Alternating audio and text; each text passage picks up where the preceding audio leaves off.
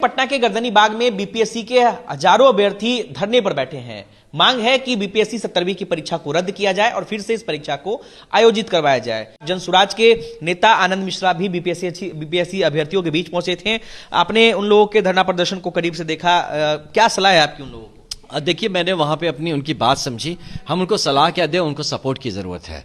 लेकिन हाँ, एक सलाह जो मैंने दिया वहाँ पे, उनकी बात जो समझी, मुझे सिर्फ 10% ही पता था उनके जो प्रॉब्लम्स। जब बाकी बात मुझे पता चला और अगर वो सच है तो बहुत ही गंभीर मसला है। मैंने उनको यही सलाह दी कि हम सिर्फ धरना पे बैठने से हमारी बात नहीं सुनी जाएगी, है ना। हम पे उल्टा कार्यवाही करने की चेष्टा की जाएगी।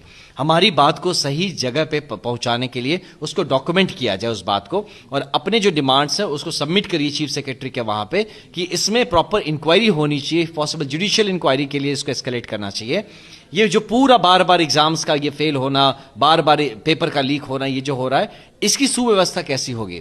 इसके लिए आप प्रॉपर हो सके तो नया कानून बनाइए, रिस्पॉन्सिबिलिटी फिक्स करिए एसपी और डीएम के ऊपर, हर एक के ऊपर, कि किसी के क्षेत्र में अगर ये होता है तो उनको पर्सनल रिस्पॉन्सिबिलिटी लेनी पड़ेगी। और इस तरह से जब हम अपनी बात को वहां रखते हैं तभी जाके या तो ये जो बीपीएससी हो चाहे सरकार हो, इस बात को सीरियसली लेगी और हमें एक सोल्यूशन देगी। नहीं तो हम लोग हर बार अपनी बात को लेकर सड़कों पे उतरते रहेंगे, अपनी बात को रखते रहेंगे, लोग आके हमारी बातों पे पॉलिटिक्स करके चले जाएंगे, लेकिन हमारा कभी भी ये समाधान नहीं होगा। आप सोचिए, आज जो पार्टीज हैं, है ना, जो आज विपक्ष में हो कल पक्ष में था, लेकिन उसने भी उस बात को नहीं उठाई। जो आज पक्ष में है कल विपक्ष में था, उसने भी इनकी बात नहीं उठाई। ये जब जो रहता है सरकार में तब क्यों नहीं काम करता इन युवाओं के लिए और बच्चों के लिए?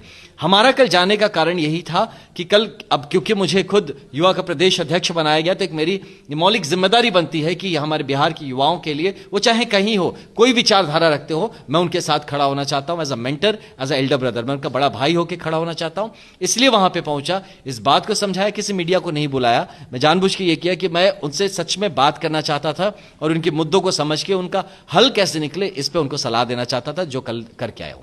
उनसे बातचीत हुई तो क्या लगा? अभ्यर्थियों ने क्या कुछ कहा? वो आपकी बात से सहमत दिखे? बिल्कुल सहमत है। उनको बात को, उन्होंने इस बात को समझा कि उनका जो ये प्रयत्न है ये सक्सेसफुल कैसे होगा। इस बात को मैंने समझाने की कोशिश करी।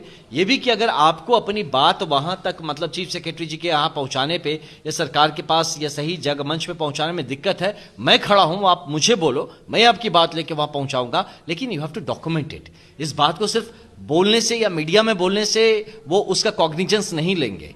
तो इसीलिए उनको वो बात समझाया है। मुझे यकीन है या तो वो खुद उसको बात को पहुंचाएं, वहां लेना जाना चाहें, या अगर वो चाहें कि मैं लेके जाऊं, तो मैं अपनी तरह से, पूरी तरह से उनके साथ लास्ट तक खड़ा हूं। जरूरत होने से कोर्ट पे जाए तो हमारी पूरी जन स्वराज पार्टी की हमारी लीगल टीम खड़ी रहेगी हमारे बच्चों के साथ, और इसका एक पॉजिटिव, बच्चों के हित में निष्कर्ष निकले, यही हमारा प्रयास है।